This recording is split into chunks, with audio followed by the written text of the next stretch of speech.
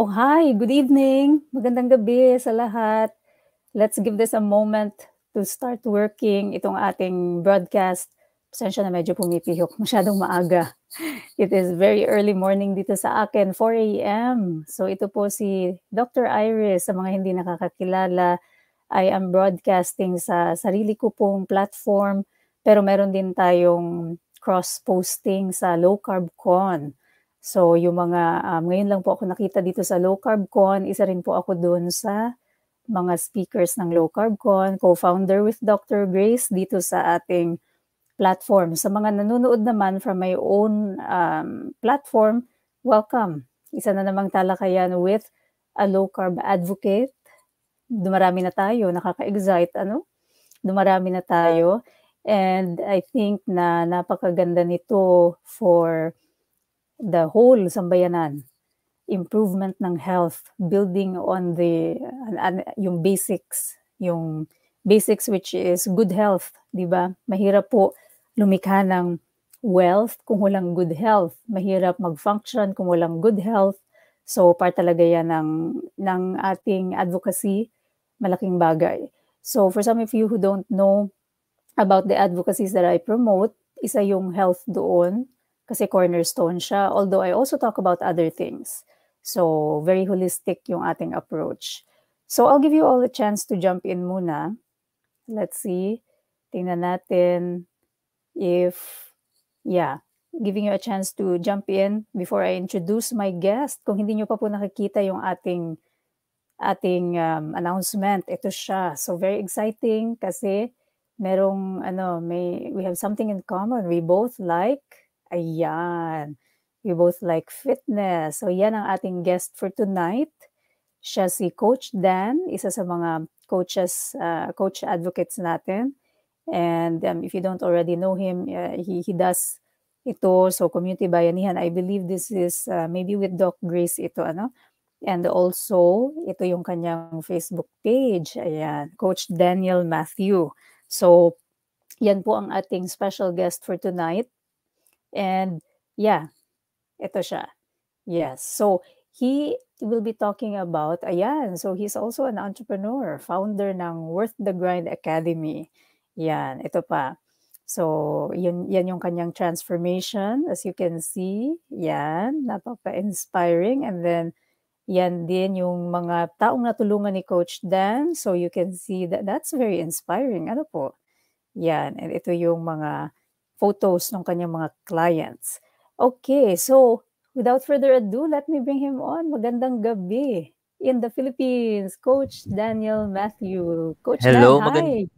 Hello po. Magandang gabi sa mga Filipino viewers at saka magandang umaga sa kay Doc at sa mga nasa Canada, US. Thank you, Doc, for this opportunity to share my story and my journey with you sa inyong platform. And I'm glad to be here po. Yes, nakakatuwa kasi syempre, yun nga, kanina sinasabi ko nga, nakakatuwa, dumarami na tayong advocates. And nakikita nyo iba't ibang, sabihin na nating subtype, iba't iba ding age ranges, right? So, this is very exciting. And of course, iba't ibang genders din, right? Yes. Dahil this is certainly for everyone. It's something na, hindi lang naman ito para sa mga gustong sumeksi, di ba, Coach? Yeah. Yes. Meron din ang mga lalaki para dito. So mamaya po, let's just put in your questions there. If you field natin yan, mamaya we'll get Coach Dan to also answer. He is very capable, obviously. Sa pag-answer niya, he is already guiding people to meet their maybe not only weight loss goals, but also yung kanilang health goals. Kasi dito, importanteng malaman na this is optimizing, overall wellness, especially yung pag-uusapan natin mamayang topic. So just to let you know, anong pag-uusapan natin? A few things. So, he will share with us, maybe some of you can resonate with this, share with us yung journey, paano nag-start, yung bakit importante itong ating lifestyle. And my favorite part will be this importance of building muscles dahil napakarami po sa inyo, lagi nagtatanong, Doc, masyado na akong pumayat sa pag-low carb fasting. Medyo hindi ko na gusto or natatakot na ako. What can I do next? So ito po yung sagot and iisa-isahin natin yan. So Coach Dan, kwento mo ngayon sa amin itong journey mo, itong paano ka nagsimula. So let's see here yung iyong photo. Ano yan? There he is. So paano ka nag-start, Coach Dan? Yes, Doc. Growing up, actually, I was asthmatic. I have GERD. Dami akong conditions growing up. Then, nung nag-graduate ako, actually, very, very far yung coaching ko sa profession ko. I'm a teacher by profession, school teacher. Until now, I am doing part-time work as a teacher. But after ng graduation, parang dami ko ng sakit, saka tumaba. Mas lalo akong tumaba nung after ng graduation, very sluggish. But, I was 22, 21 years old around that time. Pero dami kong mga nararamdaman. So, actually, hindi ako nag-lose weight through just low carb. Coach, merong merong something sa iyong audio. Yeah, yan, nawala na. So maybe, nagkakaroon siya ng static. Oh. Yan. Don't siguro. Sige nga, try natin. Yeah, habang inaayos ni Coach yung kanyang audio. How about this one? Yeah, sige, let's try this one. Sige. Okay, sige. I removed my headphones. I think this is better. Okay naman. Yeah, mas mas maayos. Sige, I'll let you know. Yeah. Fine or hindi? Sige. Okay naman, yeah. Okay. So, going back to my story, I started losing weight actually using calorie deficit. That was the method, no? But yung problema kasi sa calorie deficit, yung advice palagi ng mga experts ng calorie deficit is to eat whatever you want. So and you can still lose weight. Yes, it's effective. I've known a lot who are using calorie deficit and they eat whatever they want.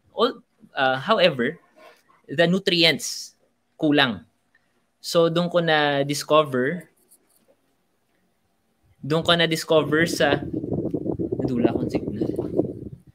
Abala sila hindi mag-live eh. Ay, sorry. Nawala po ba ako, Doc? Hindi naman. Okay naman. Sorry. Parang nawawala po Sige kasi. lang. Sorry. Okay. Sige. So, doon, my main concern about calorie deficit is yung nutrients kulang. Kulang talaga because you get to eat whatever you want. So, when I discovered keto, low carb, and fasting, doon ko natutunan yung nutrient dense. You focus more on healthy, quality proteins and healthy fats. Then, ang isa pang concern ko sa calorie deficit, it's very restrictive. Very restrictive. Unlike nung low carb, nung keto,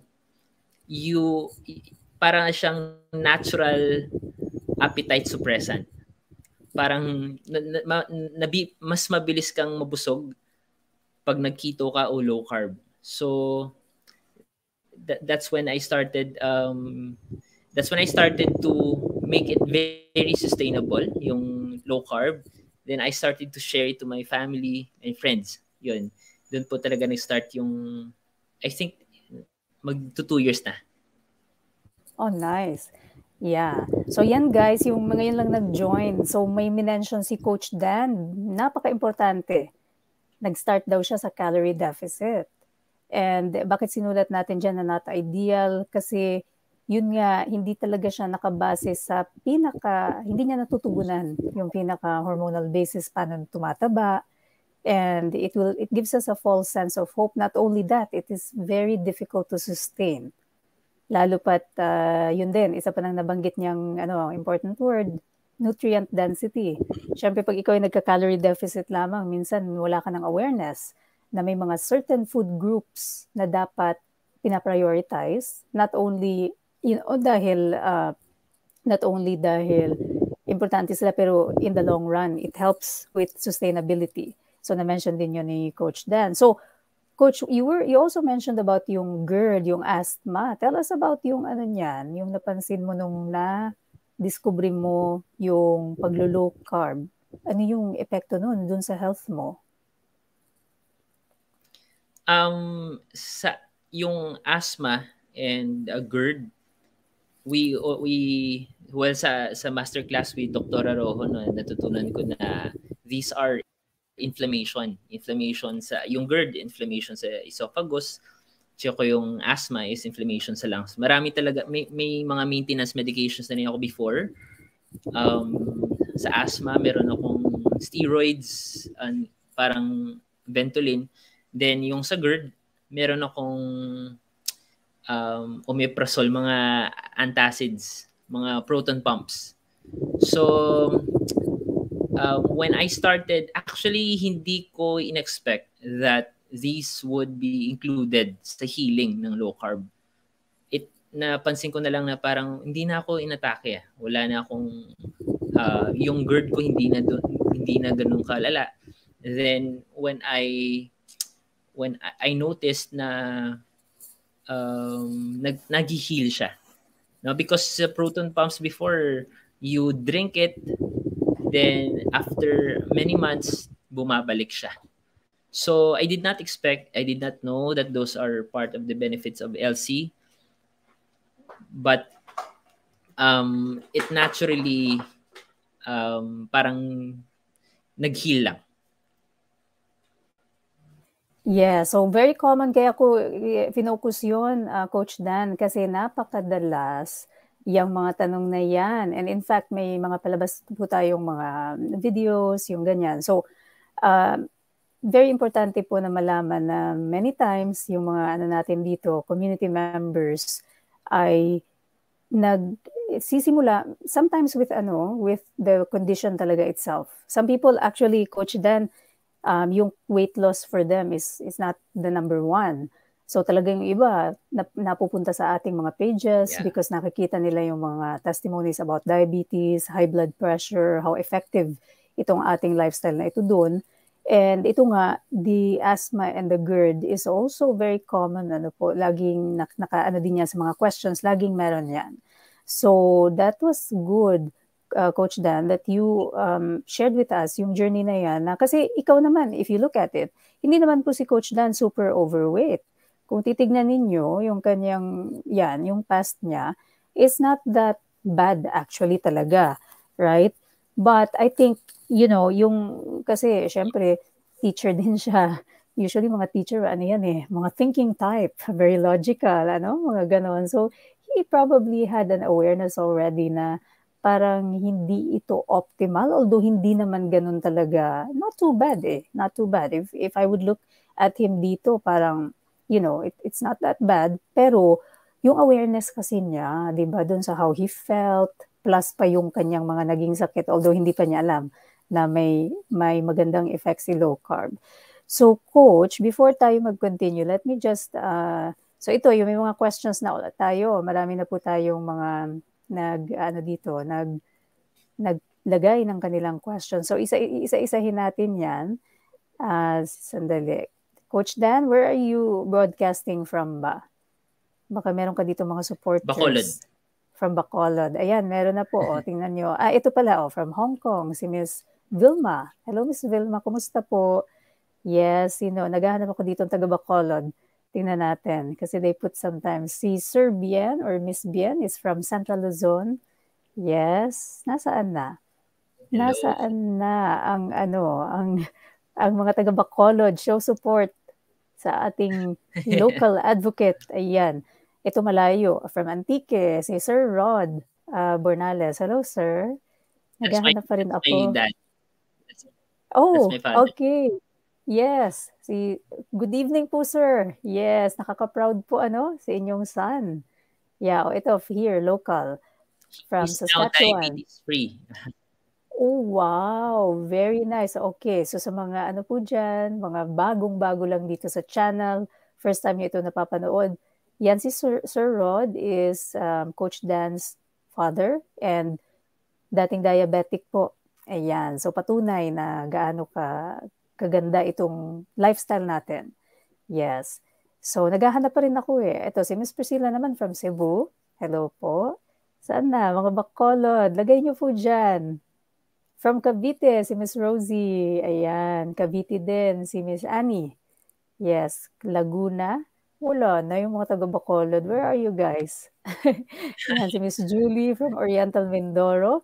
But it's so good to know, kasi, laganap na nga talaga tayo, even abroad, Coach Dan.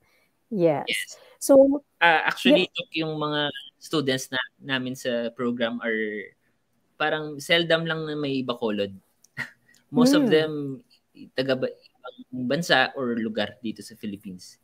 Yes, napakaganda nung kaya nga po, lagi ko rin kayong hinihikayat lahat, right, to look at yung digital platforms. Kasi syempre, wala nang barriers ngayon eh. Like a coach, like Coach Dan can be helping someone even from abroad, right? Or even from a different place. So, napakaganda po.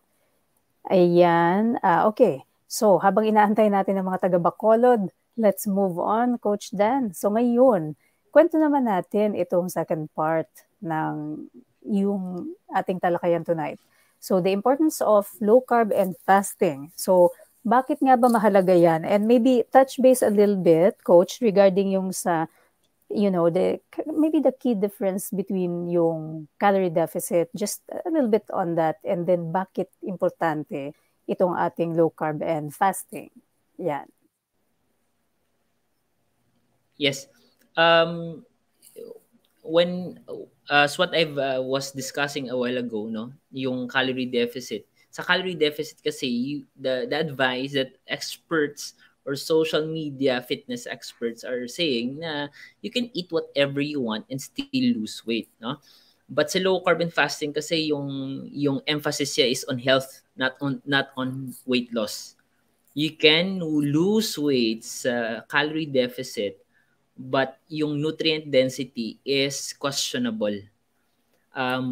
So number one siguro na difference is the nutrient density kasi yung emphasis ng calorie deficit is you eat whatever you want to lose weight. Sa low carb and fasting, you eat nutrient dense meals. Weight loss or fat loss will just be a bonus. So hindi yun yung emphasis ng low carb. Then you eat number two siguro yung satiety, no? Satiety or kumbaga kasi sa calorie deficit you can lose weight but you rely so much sa willpower. Parang rini-restrict mo yung self mo, no? Dapat ganitong calories lang. But sa low carb, naturally nawawala yung cravings mo. Si sugar cravings mo nawawala, especially pag naging fat adapted ka na. So, I think sa low carb and fasting, you don't rely on willpower. But your hormones, especially si insulin mo, mababa na. So, you don't feel sluggish, you don't feel restricted, and you don't feel hungry all the day. Sa calorie deficit, parang hassle siya because you have to count your calories, track everything that you eat. That's by evolution, that's not normal. Wala naman tayong food scale before. So how do they keep yung mga ancestors natin? Why are they lean? They eat nutrient dense meals. Then yung hunger mo naturally nawawala. Those two things very important. Nutrient density tsaka yung satiety or kumbaga kamusta yung cravings mo. No, kasi mahirap magpapayat or mahirap maging healthy pag palagi kang gutom. No? So I think love. Yun. Yeah, yung explanation na yun, napakaganda po, everyone. Ayan, true to form. Pag talaga mga teacher na nag-explain, parang yung concepts, dumadali. No, I love the way that he put it. Kasi yun nga po, marami. Kasi Coach Dan, maybe you're also aware that people still comment. Kung kailangan po ba, ilang calories po ang kailangan naming kainin per day. Yan, nakikita pa rin natin yan sa mga comments. So, napakaganda ng paliwanag ni Coach Dan.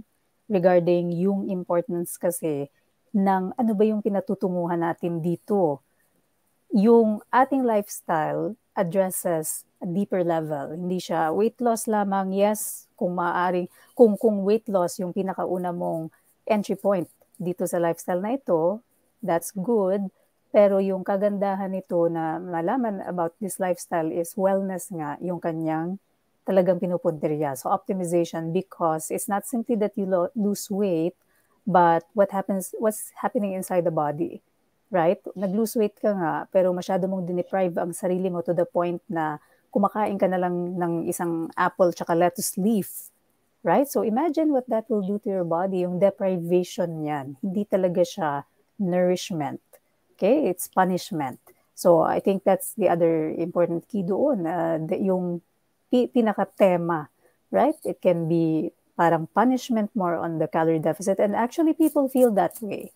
So people who are mainly relying on calorie deficit, ganun yung feeling eh. Tapos yung isang key na important na sinabi ni Coach Dan is yung effect sa satiety. Kasi hindi nga natin, with calorie deficit, we are not understanding na may hormonal basis ang mga bagay-bagay. Yung bawat galaw ng chemical processes sa katawan natin, meron niyang hormonal basis. From the deposition of fat, so yung insulin effect niya, to satiety, which is yung leptin niya, and hunger, which is ghrelin, are impacted by the kind of nutrients you take in. So, proteins, importante yan. Fat, importante yan for satiety. Siyempre, kung hindi mo naiintindihan yan at ikaw ay mainly calorie deficit, ang nangyayari, you will not be able to meet the requirements for the day. Remember that proteins and fats are essential. So, kung hindi natin yan mamimit, wala tayong mga building blocks. Wala tayo ng importante. They are essential. Hindi siya kayang gawin ng katawan. Yung carbs, hindi. Kasi kaya mo siyang gawin from the raw materials. So ngayon, anong mangyayari doon? Di sira-sira yung mga hormonal signaling. Tapos, yun pa, parang ang ano nun is, you will lose confidence sa sarili mo kasi sabihin mo, wala naman akong hindi ko kaya. Paano hindi naman yan nakarely sa willpower? Nasa physiologic processes siya. So, nandoon siya sa interplay ng hormones, the way that hormones regulate yung iyong metabolism. So, it's not your willpower. So, mangyayari pa dyan pag nag-calorie deficit, Coach Dan, nadi-disappoint. Feeling nila failure sila. Yes. Paano? Right? Kasi relying heavily on willpower. Hindi kakayanin ni willpower ang physiologic. Hindi mo siya kayang labanan eh. So, no matter what you do, this is not a willpower game. It is actually an internal. Ang body mo meron siyang sariling wisdom. And part of that wisdom, just like, how you heal naturally, ay nandun yung wisdom how to handle actually yung stressors sa katawan. Right? Yung stressors ng, okay, paano gagawin pag itong kinain, ganyan. Pero only to a degree. Kapag ka nasobrahan, hindi niya na ma-handle yun. So what will happen is, dis-ease, right? So disease, dis-ease. Yes. So yun po ang napakaganda ng explanation ni Coach Dan. Thank you. So yun yung importance ng lifestyle natin, LCIF, right? Or LCF. So yung mga bagong, go ahead, Coach. Yes, Doc. Just to add, most of the people na naglo-lose sa calorie deficit, nagre-rebound sila. Also, I also see this happening sa mga nag-ALCIF. But what I like about our community, especially ngayon, ng rise of coaches, rise of LCF advocates, we focus on education. So we emphasize not on weight loss, but on the nutrient density. So, kasi kahit minsan pag yung goal natin is to just lose weight through low carb, even sila nagre-rebound din kasi di nila alam yung principles ng insulin, ng satiety, bakit napaka-effective ni low carb, no? So I think what I like right now is the rise of education talaga. Marami ng advocates. So we know the principle that it's about insulin, hunger, satiety, and protein, healthy fats, so that it would be sustainable at hindi lang siya seasonal. Yes, that's the keyword doon, guys. That's the third. Ayan na, kompleto na yung ating yung mga main reasons for doing this, sustainability. Kasi syempre nga naman, you can only do so much. Pag hindi mo nga talaga naintindihan yung principle, you are always pushing uphill. So merong bato, malaking-malaki yung bato, tapos uphill climb yan. Hindi mo maintindihan na meron palang elevator dyan. Pwede mong isa kayong bato, pwede kang umakyat, right? But if you don't understand that, it's going to be always an uphill battle. Napakahirap kontrahin ng physiology. At some point kasi, ano nangyayari? Magre-reset na naman yan, si fat thermostat. We have that. Meron tayong fat thermostat. Kung doon lang tayo magfo-focus and ang gawain pa natin ay hindi iti-take into account the physiology, yung hormonal basis. Yun nga, yung sabi nga natin kanina na willpower lang. Kasi kala mo sa ganun lang na pamamaraan. But the body is more complex than just calories in, calories out. So, dahil nga dun sa kanyang hormonal interplay. So, don't subject yourself into an uphill battle. Ito na po, napakaganda nang nangyayari with more advocates coming out. So, yung ating mga coaches, in addition sa ating mga doctors, education is very important. Yun yung lumalaganap ngayon eh.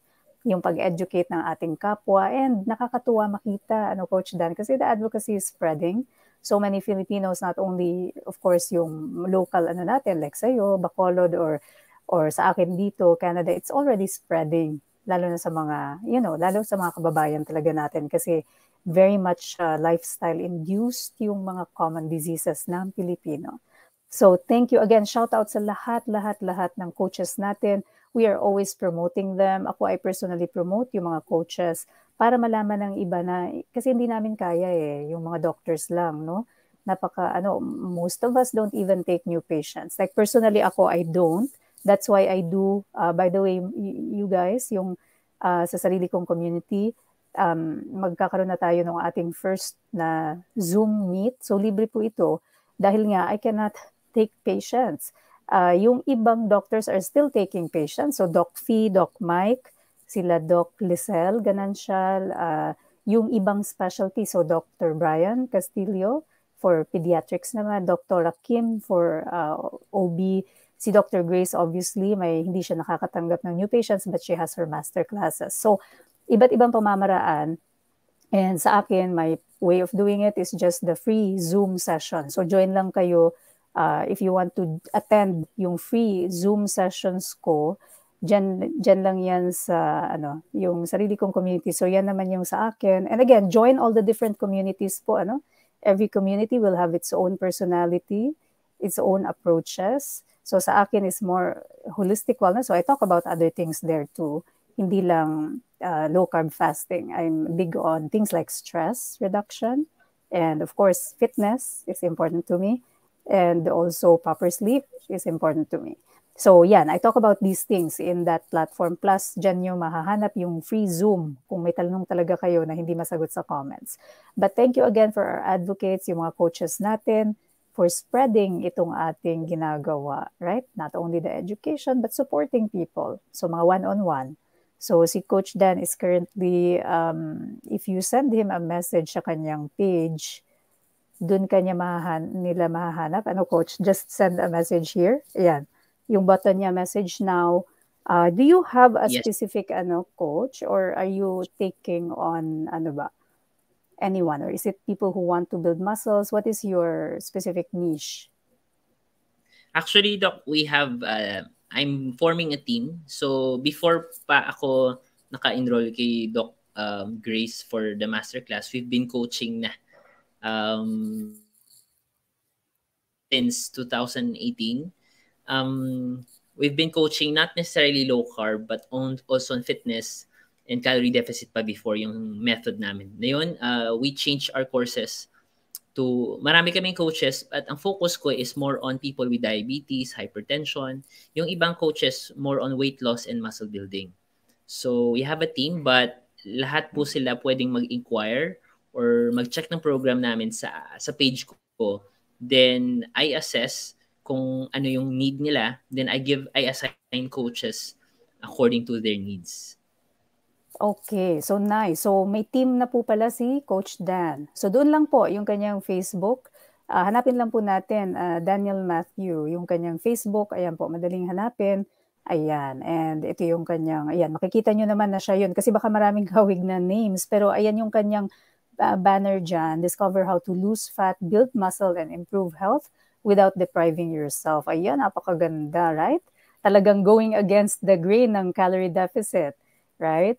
Ay, batiin ko lang, Coach, nakita ko, ayan, yung ating mga advocates. Doc Brian is here from Hello, Bukawi. Brian. Ayan po. So, Doc Brian, ito yung na-mention ko po kanina sa inyo, who is our low-carb pediatrician po. So, Doc Brian, ang kanyang page, siya, EBC Wellness. And then, I think he does something with Kuya Gibo. He is in collaboration with Kuya Gibo. So, pwede pong hanapin Yes. si Doc. Yeah, Doc Brian. And meron pa ako nakita gusto kong batiin. Ayan, from a different industry, Coach J. Hey, hey, hey. Yeah, ito naman, isa sa mga talagang esteemed coaches from the financial sector naman. So, kasi Coach J, mahirap lumika ng maraming wealth, kung walang good health. So, yes. So, tingnan nyo, kahit yung mga financial coaches natin, nandito rin. Yeah. So, thank you, Kuya J, may podcast po siya. Follow nyo po, ang dami nyong matututunan.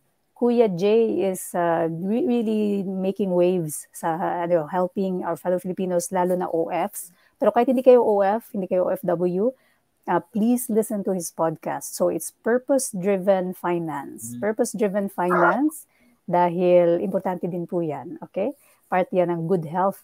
Magkakaroon ka ng financial harmony, financial abundance. Ayan. So, hinahanap po baka meron pa tayo ditong advocates. Shout out sa ating mga coaches. Let me see. Nasaan yung ating mga coaches dito? Yeah, if I see them, I'll pull them up. But, okay, marami na din tayo ditong questions, Coach Dan. But before we do that, let's get on here and then later we'll flag our questions. So, ito naman, let us talk now about yan. The importance of building muscles. Bakit mahalaga yan?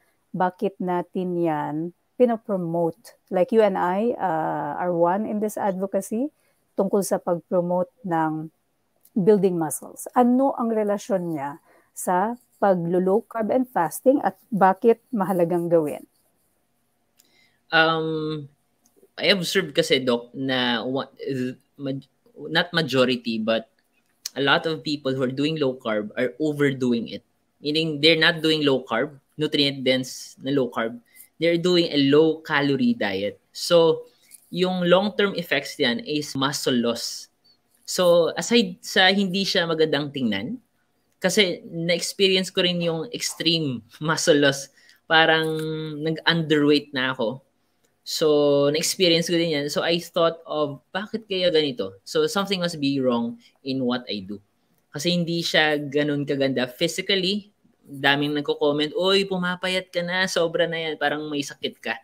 So, I learned to build muscle eventually. No? Especially this year, nag-focus talaga ako sa strength training. No? I also read about sarcopenia. Ito ay very common sa mga 50 years old and above, 40 years old and above. It's a extreme muscle loss. So we want to age, not only age with length, but with vitality, gracefully, no? Quality aging. So we need muscles. Hindi lang po siya for bodybuilders. Hindi mo kailangan maging model para mag-build ng muscles. Hindi mo kailangan maging atleta para mag-build ng muscles. Muscle is an added protection. Tawag dito is glycogen, glucose sink or glucose storage. So meron kang more leeway, meron kang added parang storage ng glucose so that you can keep your body flexible. Tawag natin doon metabolic flexibility.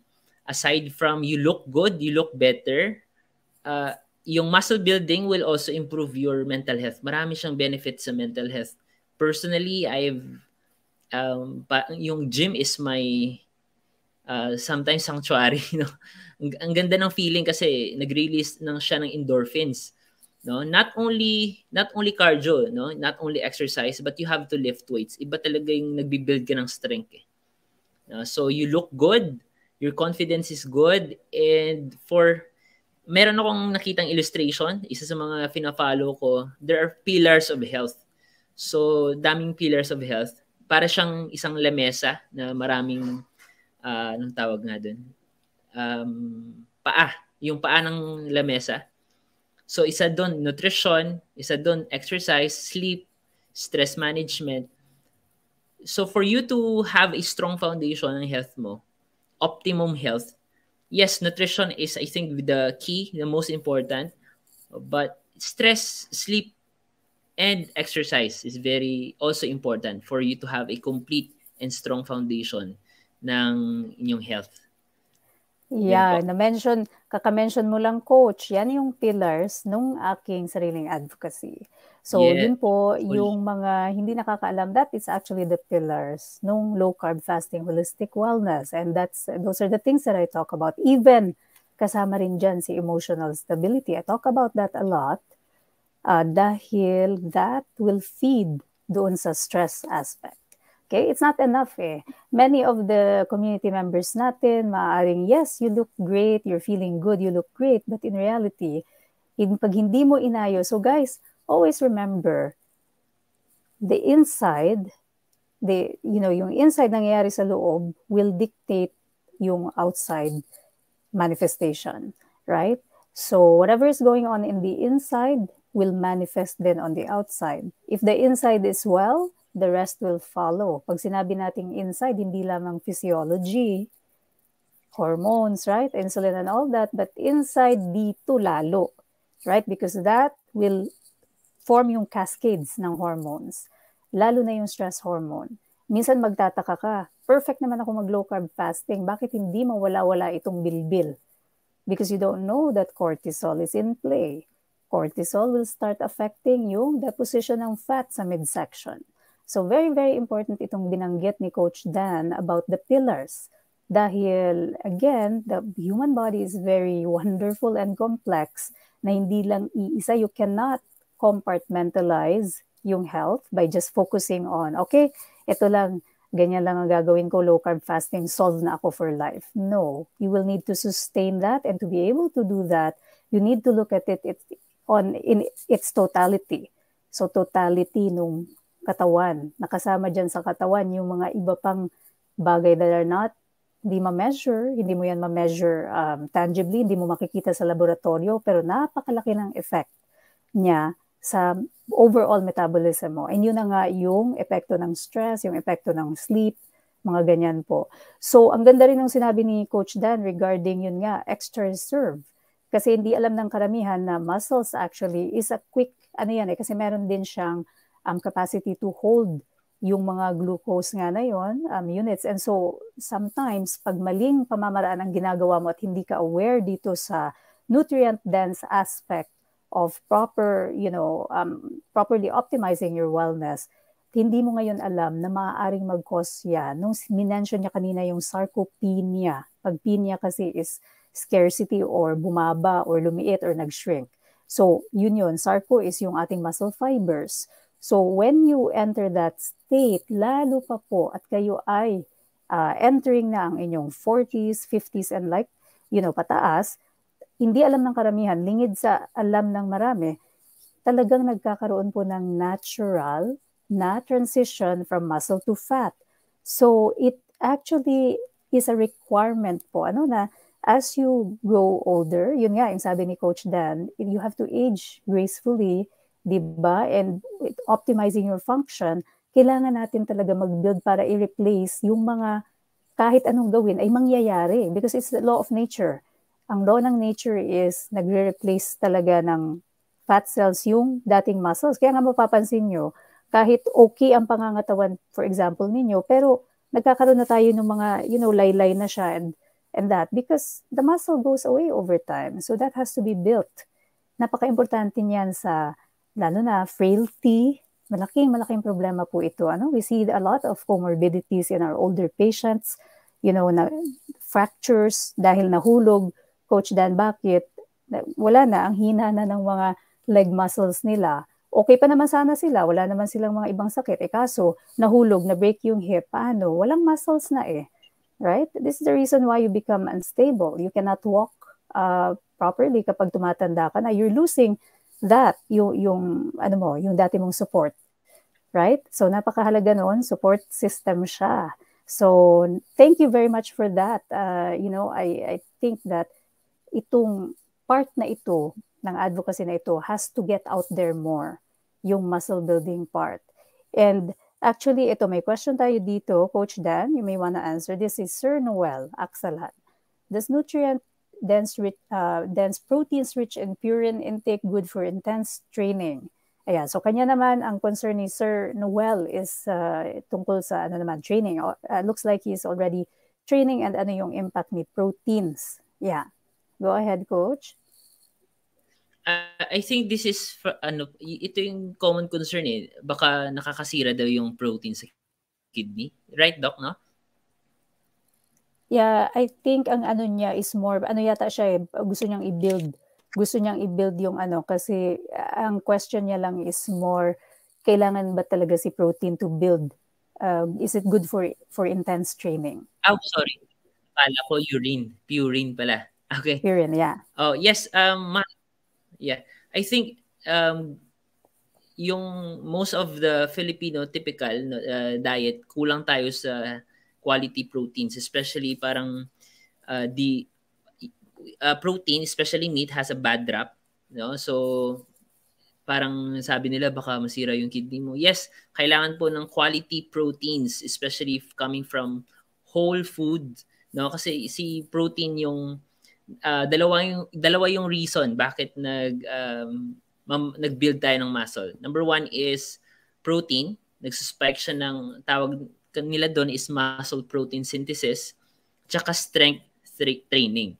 So dalawa sila dapat yung minimix ginagawa natin. We eat quality proteins plus strength training. Kasi akala ng iba yung exercise cardio lang.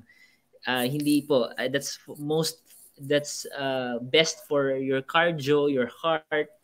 Maganda din yung cardio, but when you want to build muscle, you have to lift weights. You have to put stress sa muscles nyo para mag-grow siya. Then, you eat quality protein, amounts of protein, especially, this is a new research na nabasa ko, nung mas maraming protein yung kailangan ng mga 40 years old and above.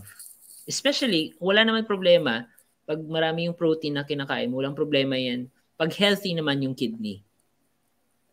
So that's a very important point po. So take note, yung iba sa inyo are a little bit, yung iba parang, kasi syempre, iba't ibang advocacy, wala naman pong mali doon. Ang lang natin, like in my particular case, I've always advocated, Coach Dan, for a little bit higher protein kasi I encourage my community to do specifically ito, building muscles.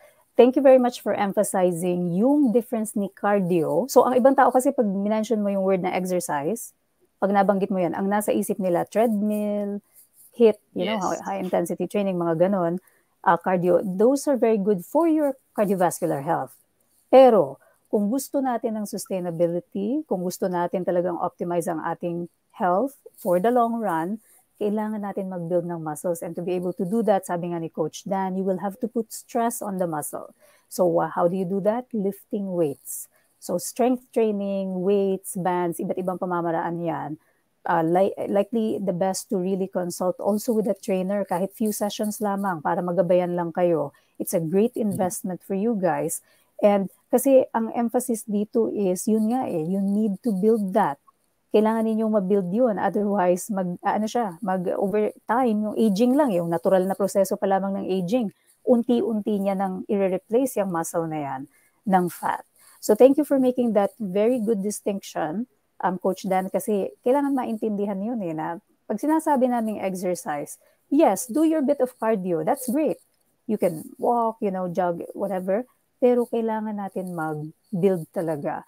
And very important dito yung protein requirement. So ano ba yung nire-recommend ko sa sarili kong community? I'm going for the 1.2 to 1.7 gram per kilogram. Again, another important point na na-mention ni Coach Dan is una muna din, before natin ito sundan, make sure na okay ang kidney function kasi nagbabago rin Yung ating recommended na mga protein intake depende sa atin ding kalusugan. So if you already have kidney disease, paano nalalaman yan? Laboratorio po. Kailangan nating pa-check yung ating kidney function. So GFR is very important in calculating and determining nasaan ka sa stages ng kidney disease kung sakali mang meron. Ngayon, kung wala naman, that's great. You can start off yung iyong, protein intake. So paano ba yung 1.2 to 1.7 gram per kilogram? So for example, kayo po ay 50 kilogram female. So para madali lang, usually kung kukunin natin ang gitna ni 1.2 to 1.7 grams, so that's around 1.5. So kung 50 kilogram female ka, that'll be 75 grams of proteins per day. Even a little bit higher kung ikaw talaga ay nag-build na ng muscles. Kasi kailangan yun eh. Hindi makakapagdagdag ng fibers yung muscle kung kulang si protein. Kahit ano po ang gawin ninyo, hindi siya eh. Kaya nga, it's very important yung sinabi ni Coach, it's not just that na gagawin mo yun para, magbubuhat ka para but you have to actually have the raw ingredient. You have to meet your protein requirement. Okay? So, very, very important pieces yun. Thank you so much for that, Coach Dan, for emphasizing kasi yun yung lagi ko ring sinistress sa ating mga, sa prosesong ito. But again, I understand many people are new to the lifestyle. So, paulit-ulit na question ito. Kaya, thank you po for emphasizing on that. And actually, nandito si Miss Susana, sabi niya, Coach, ano po ba ang best exercise for 62, like me with hypertension? What's your take on that, Coach Dan? Yung katulad ng sinabi niyo po, Doc, I would always recommend na to get a coach. Kasi especially if okay na sa inyong lugar for face-to-face, mas maganda po na meron pong nag-guide sa inyo. Kasi when you start strength training or workout sa gym, for 62 years old, I think kaya pa naman unless if you have conditions, medical conditions. But overall, if you're okay, I would always recommend kahit strength training, kahit anong dumbbells lang yan sa bahay. Pero very important na meron kang knowledge sa execution, sa form ng exercise. But we want to know also if 62 years old, ano po yung body composition nyo. No? So because if okay, then I would go for a workout talaga na strength training with the coach para tama po yung execution nyo. Pero pag ikaw ay para may condition or siguro you can start slow, very slow. Don't make it a lifestyle. Don't hurry it. No, siguro hit workout. But importante talaga if possible yung may stress, especially coming from workout in a gym. But if you go to a workout for a gym, get a coach. That's a good investment according kay Dr. Iris, no? Very important na magkaroon ka ng coach. Kahit ako meron akong coach. Yes, that's a very key point po. So kahit po ako, so imagine si Coach Dan, merong coach, ako, meron din akong coach. Bakit po? Dahil yung dalawang nabanggit niya, isang maling move lang natin maaaring magkaroon ng damage. So execution and form. So yun po ay importanteng malaman. Una muna, syempre baseline assessment. So dito sa kaso niyo, Ms. Susana, una, alamin muna natin, is this hypertension stable? Kasi although meron kayong high blood, wala naman usually yan na problema. We give clearance to our patients. Kahit kayo 62, walang problema as long as, unang-una, stable si medical condition. Baka naman yung hypertension, for example, nagtitake kayo ng gamot, tapos yung hypertension yun, nasa 180s. That's not stable. That will be a contraindication to actually going to the workout. I-stabilize muna natin. Once masaya na tayo, stable na siya. Kasi pag unstable siya, ang mangyayari dyan, it puts too much stress on the heart.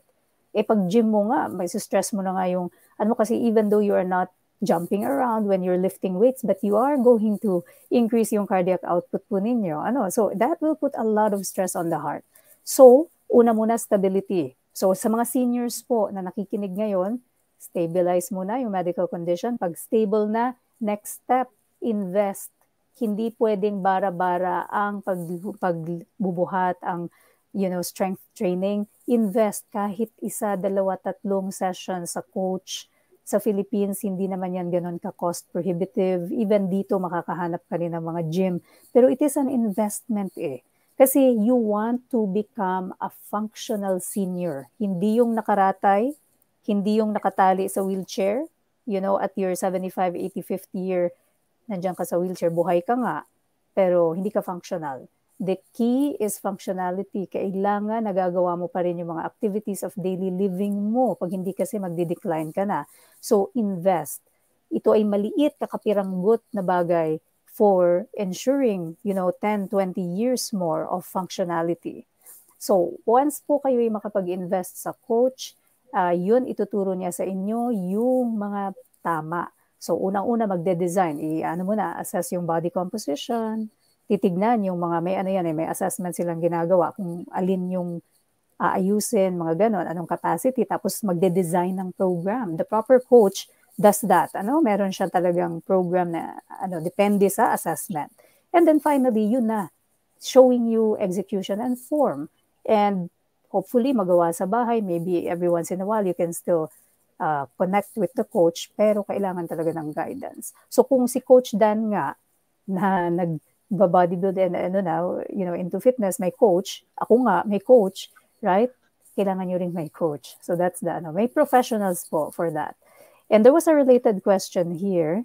Hanapin ko lang Coach Dan kasi related din ito sa ayan. So sabi ni regarding proteins So menopausal, yes, Miss Bridget, menopausal again, may mga specific issues sa menopause and the interplay of hormones, how it's changing.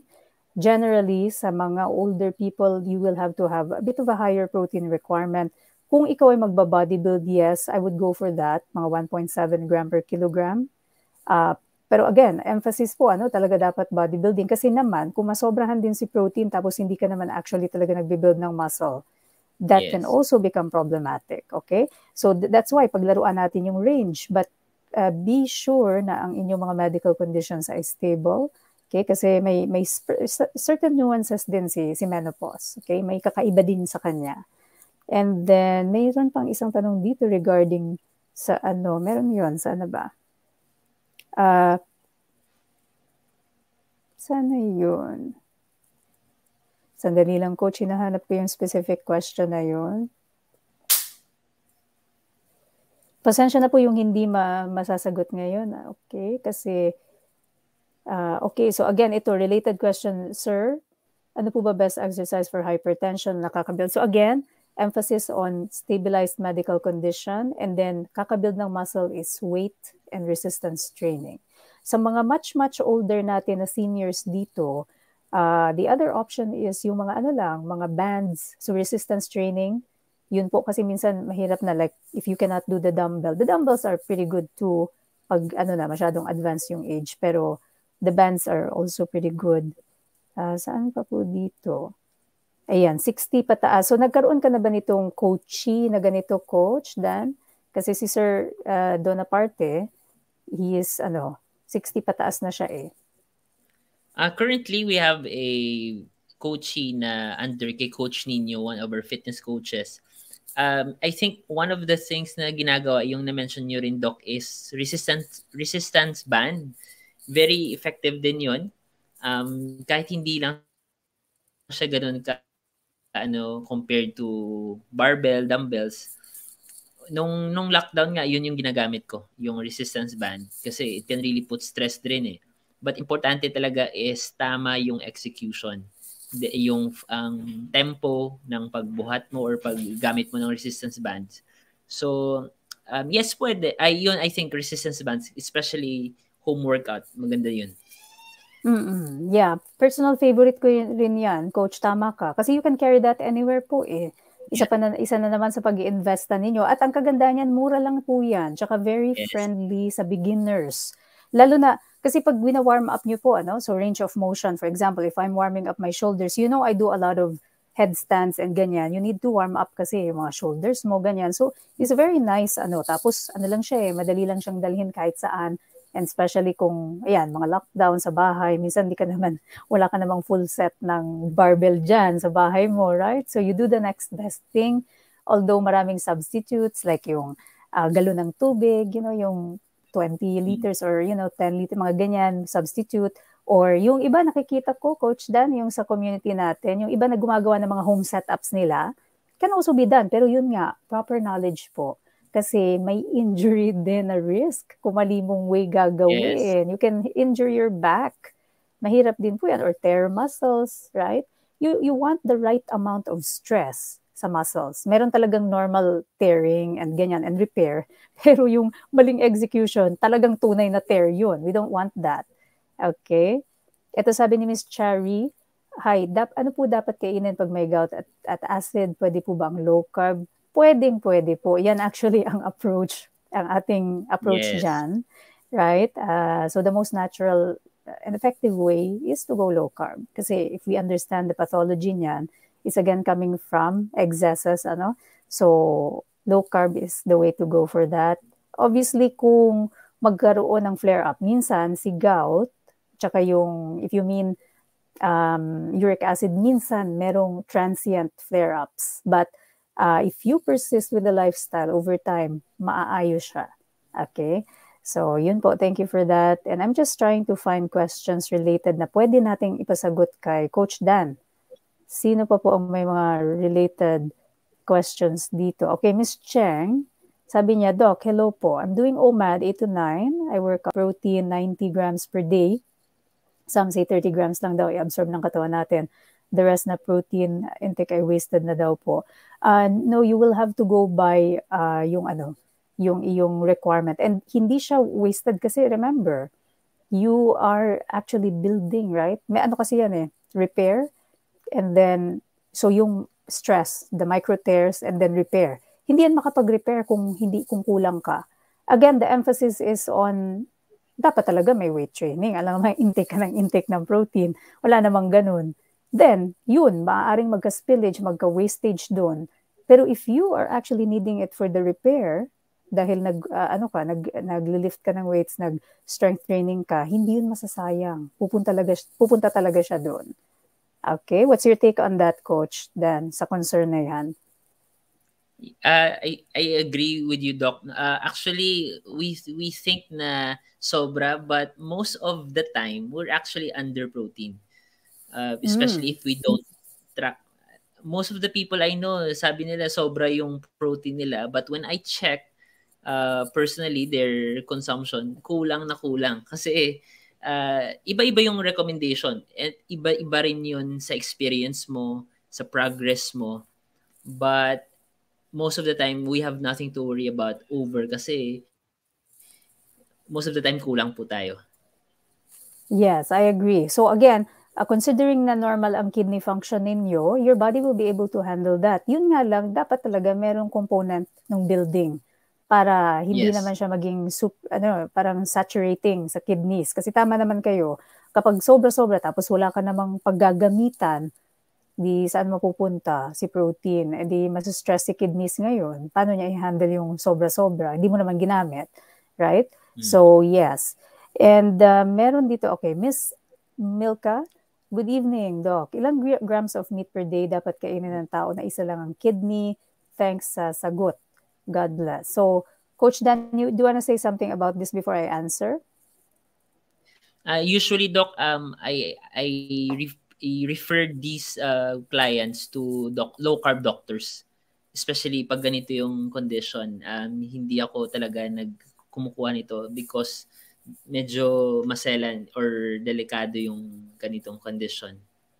Yes, that's the perfect answer actually. So, kapag po alam nyo na isa lang ang kidneys ninyo, kailangan ng gabay ng doctor. Bakit? Kasi you cannot risk po putting stress on that kidney kasi walang sasalo. You can exist certainly on one kidney lang, pero pag isa na lang yan, unang-unang tanong dyan, kumusta ang function niya? So, paano nalalaman? We do a series of tests. So kami, normally like ako in my own practice, yung mga patients kong solitary kidney, every 3 months ang blood work nila, regardless, kaya may nararamdaman kay hindi. Kasi many times, mapapansin nyo dyan na ang kanilang kidney function will be compromised already. Usually, yung mga patients na ganyan can be sitting for a long time sa stages 1 to 3 nang hindi nila alam at wala naman sila mararamdaman. So, yun yung unang tanong. Bakit? Dahil nagbabago ang protein requirement depending on your stage of kidney disease.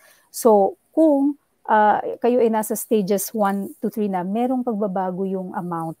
So, hindi tayo pwedeng basta-basta sasabak. Sabi nga ni Coach Dan, pag ganyan, nire-refer na nila. And rightly so, kasi may monitoring yan. Ngayon, kung na-assess naman doon na kayo ay, within range, okay naman yung function niya, walang problema, then, still ang advice ko, patuloy ang every 3 months, kahit na nag-low carb fasting kayo, patuloy ang every 3 months na monitoring kasi it can shift. Hindi natin mapipredict yung pag-handle niya nung supposedly a little bit more protein load ng nakasanayan, right? And the only way we can track that is objectively. So, yung pamamaraan ng pagta-track niya sa laboratory, making sure na, okay, na-handle naman niya si 1.5 gram per or 1, depende sa ninyo, stage ng journey, tapos nag-workout ba kayo and such, right? Kasi that changes depending on your own personal circumstance. So, yan po ang advice natin dyan, ma'am. Personally ako, kung kasi I have patients like this, yun lang, tracking, monitoring, and kung kaya, still I advise them na mag-low carb. But, always with objective measures. Hindi kasi natin yan ma-predict po. Okay? Tanggalin natin yung, yung guessing game. Kailangan yan laging objective. Okay? Kasi we cannot afford isa lang kidney eh. Pag yan nag-shutdown, that's it. Okay? So, always gabay po sa doctor. And ito naman, okay, so Sir Robert, very, very common sa mga newbies natin. I'll get Coach to answer this. Very common ito. So, fourth week, 2 days na daw siya may keto rash, 4 weeks na siyang nag-low carb. Please advise po. So, go ahead, Coach. Actually, Doc, kanina may nakita rin ako sa taas na comment. Nagsabi niya, kumakain daw siya, trinay niya daw yung low carb, egg, meat lang daw kinain, pero nag-cramps daw siya. So, this is a common mistake, especially even me, nung nagsimula ako ng low carb, mali yung paggawa ko. Nagkaroon ako ng cramps, insomnia, palpitations. Nalaman ko na kulang ako sa electrolytes. Sa keto rash naman, specifically, I think you have to identify food triggers. Temporarily, I think you have to remove food triggers, then focus on getting your electrolytes, yung sodium, potassium, and magnesium. Especially sa first 2 weeks, because that's very important. If okay na especially if okay na yung pakiramdam mo, you can siguro, the important thing is to identify food triggers. Especially if meron kang seafood or egg, chicken, I don't know. Pero ikaw yung makakaalam yan. Then if naka-adapt ka na siguro, you can slowly put it back. But electrolytes, then identifying food triggers. Okay, so that's great. In addition dun sa mga sinabi ni Coach Dan, so very important na malaman, so everyone who's just starting out, ang keto rash is a transient effect. So, kahit na-experience nyo yan, so unang-una nga, syempre, alamin natin yung mga triggers, baka meron lang something na nakakapag sa atin, rash. Ngayon, kapag wala naman, it's important for you to know that this is actually an expected side effect. Not everyone will get it, but if you do get it, it's part of the transition kasi.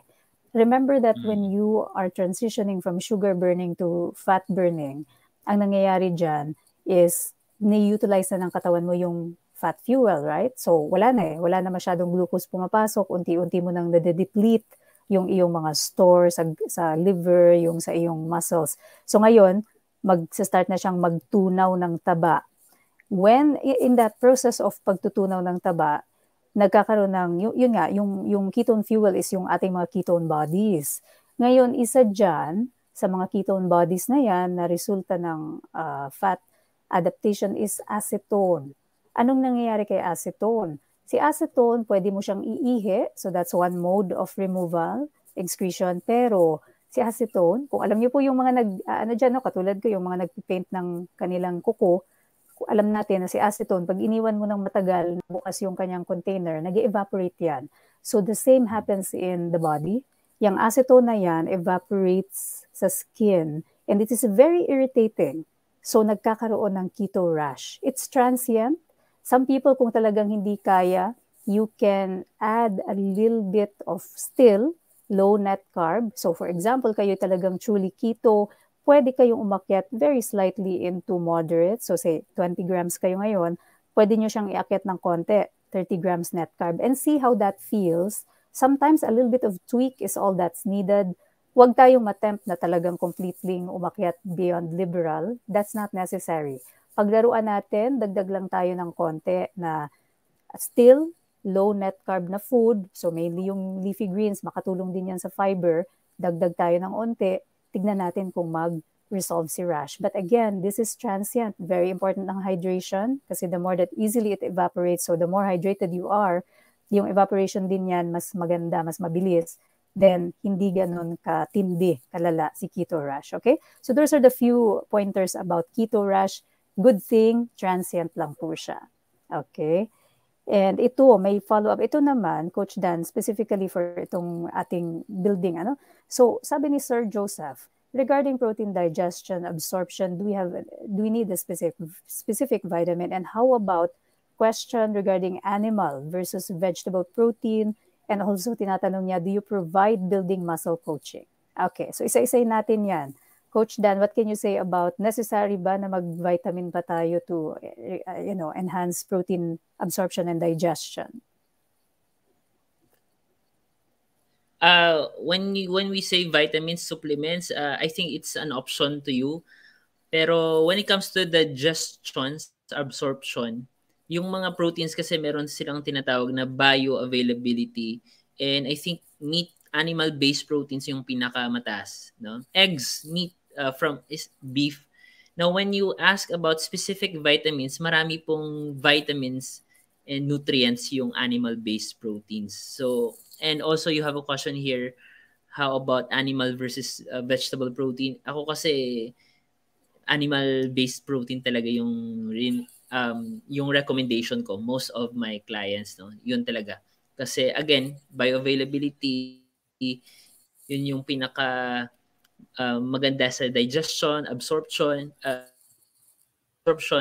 and utilization. So, if you're eating a nutrient-dense low carb, I think some of the supplements or vitamins that you are taking are added, no, if not necessary, but it's an option to you.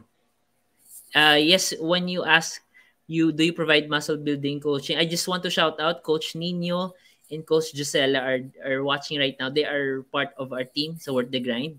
So they are specializing in fitness coaching. Yeah, napakaganda po. Hopefully, baka next time mag-guest din natin sila Coach. Yeah, kasi importante po ito. So again, touch base kayo kay Coach Dan sa kanyang page kasi they're working as a team and they're providing yung coaching nito. Yung iba sa kanila are subspecializing sa ganito.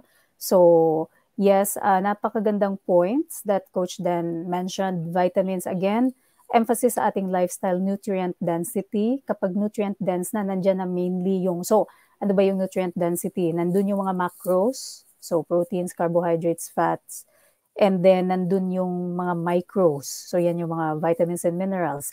So if you already are eating nutrient-dense meals, most of the time, hindi mo na actually kailangan eh. Pero if it gives you peace of mind, right, na gusto ko lang mag-vitamins, it's up to you. You can certainly add that. But ang emphasis natin dito, katulad ng sinabi ni Coach Dan, is, whole foods.